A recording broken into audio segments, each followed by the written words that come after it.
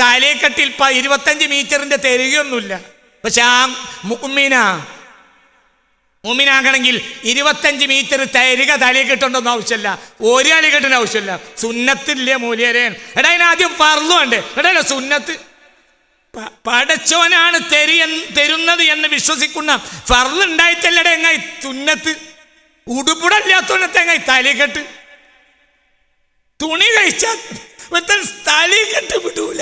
അപ്പോഴാണ് നീന്തിയപ്പോ തുണി അഴിഞ്ഞുപോയി, തലയെക്കെട്ട് പോയി. അപ്പം വേഗം കരക്ക് കയറിനോടുകൂടെ എന്തായി?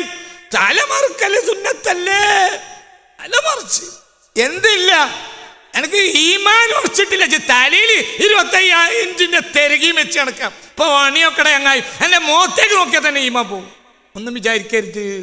മനുഷ്യൻ നന്നാകേണ്ടത് ഓന്റെ തലയെക്കെട്ടിലല്ല, സുന്നത്തല്ലേ. ഇനി കുറച്ചാളുകൾ ഫത്വയും കൊണ്ടിറങ്ങും. അതൊക്കെ നിങ്ങൾ അടുപ്പിൽ വെച്ചാൽ നിങ്ങളെ ഫത്വ.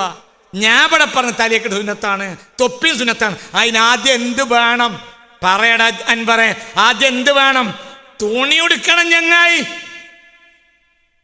റബ്ബാണ് രക്ഷിതാവ്, റബ്ബിനെ കഴിയൂ, വേറെ ആർക്കും കഴിയില്ല. ഇതാണ് ഈമാൻ. എന്തായാൽ ഇതിന്റെ എല്ലാ പ്രശ്നവും ആര് തീർക്കും? അല്ലാഹ്.